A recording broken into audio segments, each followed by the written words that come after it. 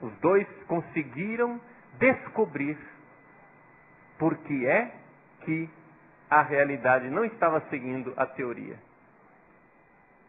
A pergunta era: quem alienou os proletários? Ou seja, quem terá feito uma lavagem cerebral nos trabalhadores para que os trabalhadores pegassem nas armas contra outros trabalhadores e lutassem contra seus interesses de classe?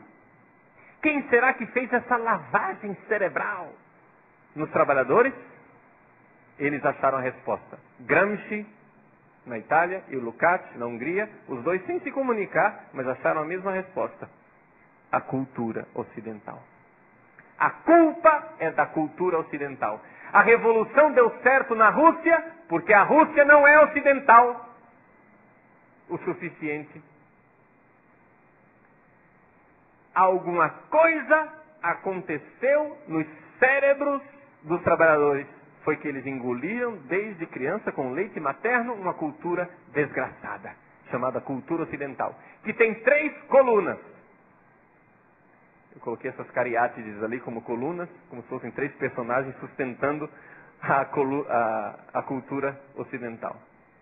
3 colunas. Quais são as 3 colunas da cultura ocidental? A filosofia grega, o direito romano, e agora nos interessa aqui, atenção, senhores, a moral judaico-cristã. Eis aí.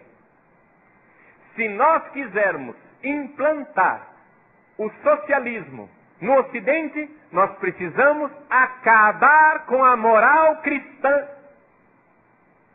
Gente, isso foi descoberto por eles em 1920.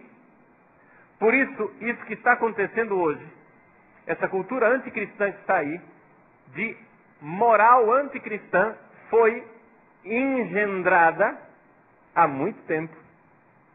Não é do dia para a noite. Mas, padre, será que é realmente assim? Calma, não precisa acreditar em mim. Calma, calma. Vamos continuar. Então vejam só, a moral judaico-cristã, prestem atenção, não esqueçam, não tirem isso da mente. Eles querem acabar com a moral cristã. Vejam só, isto criou um cisma dentro do marxismo. Aqui tem um mapa da Europa com a cortina de ferro, né? A cortina de ferro que aconteceu com a Segunda Guerra Mundial, 1945. Né? A Europa dividida em 2 pedaços. Mas essa cortina de ferro, que significava, na nossa cabeça, um mundo marxista no Oriente e um mundo capitalista no Ocidente, agora eu convido vocês a mudar o paradigma e compreender que, no Ocidente, começou-se a lutar por uma outra espécie de marxismo. Não mais o marxismo clássico, mas o que nós podemos chamar, para a gente se entender aqui, como marxismo cultural. O que é o marxismo cultural e como é esse marxismo cultural? Né? Está essa fotografia desse senhor chamado Maurice Merleau-Ponty. Merleau-Ponty é um filósofo marxista francês que cunhou essa expressão, marxismo ocidental, para dizer essa outra forma de marxismo, que é um marxismo meio heterodoxo, um marxismo herético, compreendem? Moscou odiava esses comunistas do Ocidente. Entende? Moscou, Stalin, odiava esse pessoal, que eram marxistas também, mas não aceitavam aquilo que Moscou indicava. Então, vários nomes de filósofos e escritores famosos no Ocidente pertencem a esse marxismo ocidental, e muitos de nós talvez tenhamos ouvido falar desses autores, até às vezes admiramos esses autores, mas não sabíamos que eles eram marxistas e nem que pertenciam a esse marxismo ocidental. Merleau-Ponty é um deles, tanta gente já ouviu falar de Merleau-Ponty e não sabe que ele é marxista. Alguns expoentes do marxismo ocidental, só para colocar, calma, o Papa está ali na foto, mas ele não é marxista ocidental. Ernst Bloch, tá? Não se preocupe com esses nomes.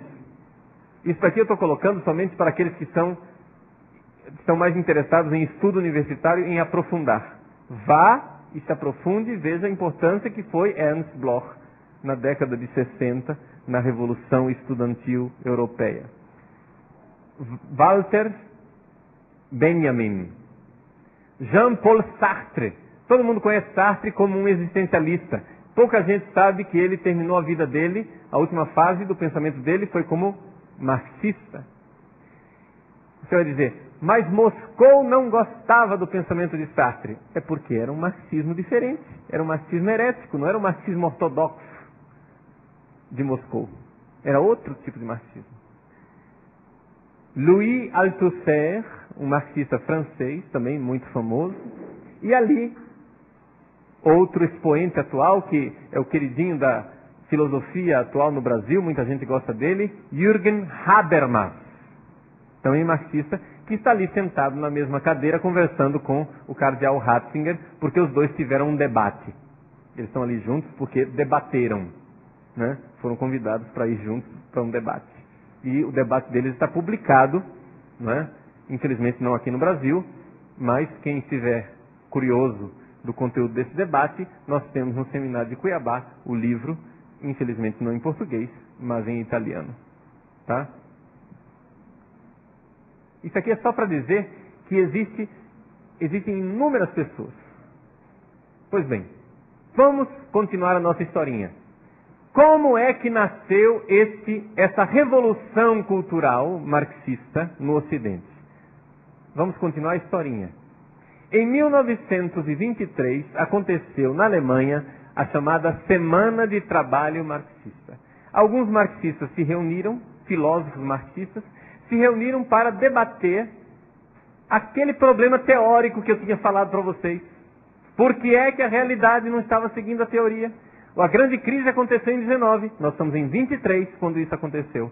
Quero chamar a atenção para aqueles dois senhores que estão ali, circulados de vermelho. Georg Lukács e Felix Weil. Tá? Ali jovenzinhos, naquela época. Lukács, nós já vimos 3 fotos dele. Ele é fundamental. Um filósofo húngaro que junto com Gramsci descobriu que o problema era a moral judaico-cristã que precisa ser destruída. Esse senhor Felix Weil também foi muito importante. Por quê? Porque ele era marxista, mas ele era filhinho de papai. Tinha dinheiro. O pai dele era um rico comerciante de grãos e ele usou o dinheiro do pai dele para destruir a fortuna do pai dele e de outros capitalistas, criando um instituto chamado Instituto para a Pesquisa Social.